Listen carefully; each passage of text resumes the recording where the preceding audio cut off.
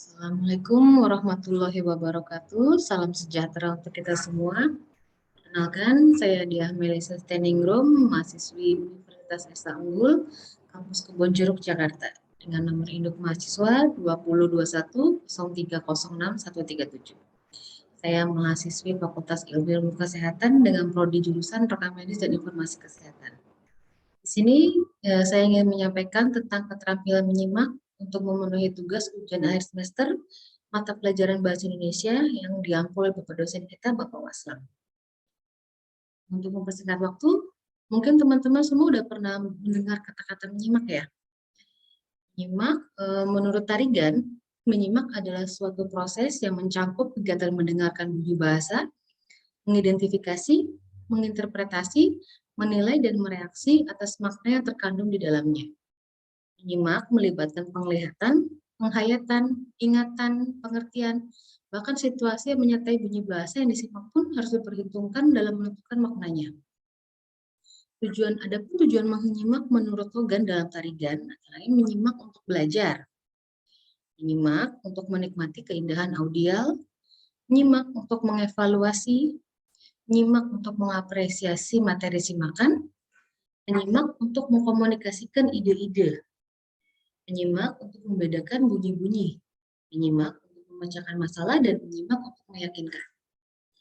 Fungsi menyimak menurut Han dalam Henry Guntur Tarigan mempunyai 4 fungsi utamanya, antara lain membuat hubungan antara pribadi lebih efektif, memperoleh informasi yang ada hubungannya atau sangkut pautnya dengan pekerjaan atau profesi, dapat memberikan respon yang tepat, dan mengumpulkan data agar dapat membuat keputusan yang masuk akal.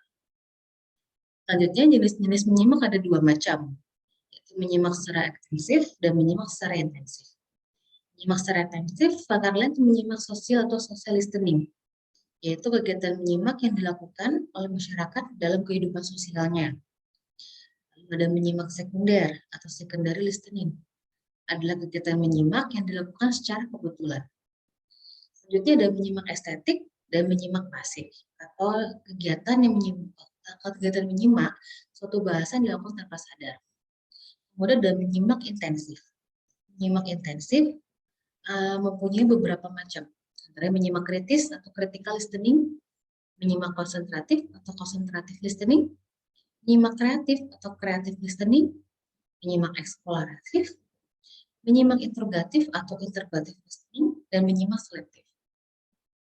Kemudian tahap-tahap menyimak menurut Strickland and Dawson dalam Tarigan menyatakan dari pengamatan yang mereka lakukan terhadap kegiatan menyimak pada para siswa sekolah dasar, Ruth J. Strickland menyimpulkan adanya 9 tahap menyimak, mulai dari yang tidak berketentuan sampai pada yang amat-amat bersungguh-sungguh. 9 tahap itu dapat dilukiskan sebagai berikut. Menyimak berkala adalah kegiatan menyimak yang terjadi pada saat-saat sang anak telah merasakan keterlibatan langsung dalam pembicaraan mengenai dirinya. Menyimak dengan perhatian dangkal karena sering mendapat gangguan dengan selingan-selingan perhatian pada hal-hal di luar pembicaraan. Setelah menyimak karena terganggu oleh kegiatan menunggu kesempatan untuk mengapresiasikan isi hati serta mengutarakan apa yang terpendam dalam hati si anak. Menyimak serapan karena sang anak keasyikan menyerap atau mengabsorpsi hal-hal yang kurang penting. Hal ini merupakan penjaringan pasif yang sesungguhnya. Menyimak sekali-kali, menyimak sebentar-sebentar apa yang disimak, perhatian secara seksama berganti dengan keasyikan lain, hanya memperhatikan kata-kata sama bicara yang menarik hatinya saja. Menyimak asosiatif, hanya mengingat pengalaman-pengalaman pribadi secara konstan yang mengakibatkan sang penyimak benar-benar tidak memberikan reaksi terhadap pesan yang disampaikan oleh seorang pembicara. Menyimak dengan reaksi berkala terhadap pembicara dengan membuat komentar atau mengajukan pertanyaan. Menyimak secara seksama dengan sungguh-sungguh mengikuti jalan pikiran sang pembicara. Terakhir, menyimak secara aktif untuk mendapatkan serta mengemukakan pikiran, pendapat, dan gagasan sang pembicara. Proses menyimak ada beberapa macam, yang terakhir adalah proses mendengarkan.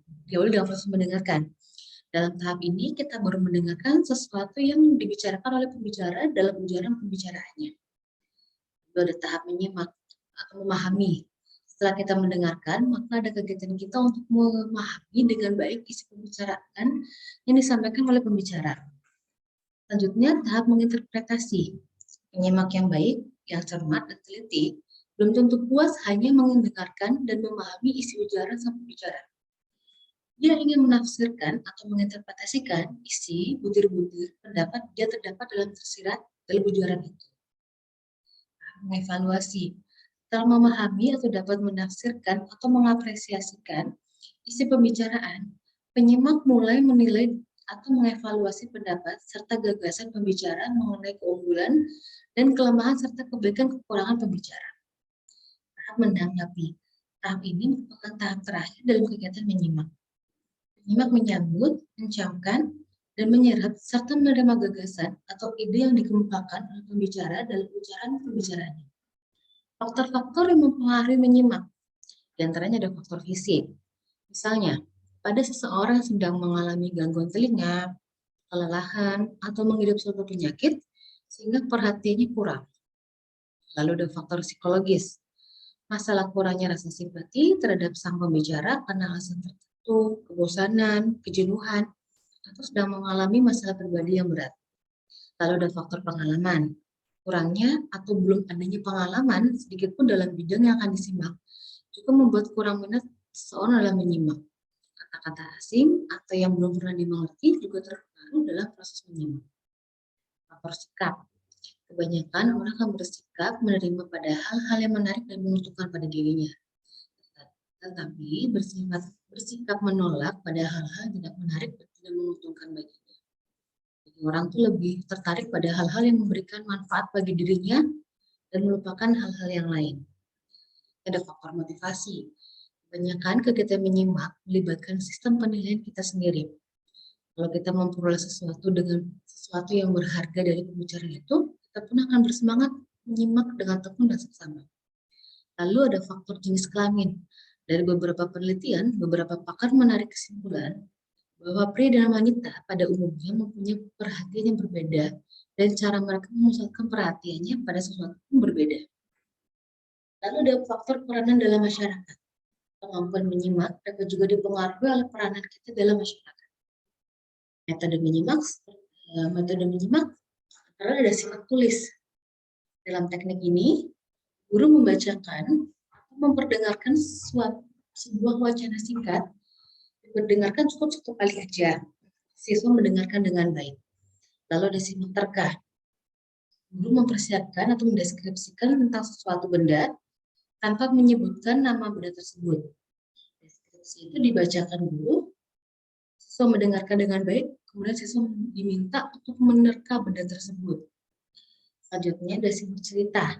Guru menceritakan sebuah cerita yang menarik, kemudian membacakan cerita tersebut.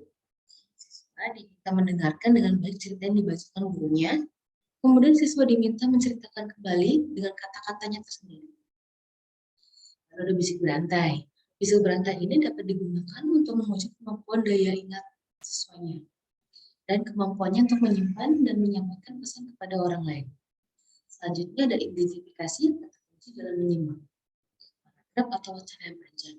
Kemudian ada identifikasi kalimat topik setiap paragraf dalam wacana minimal mengandung 2 unsur yaitu kalimat topik dan kalimat pengembang.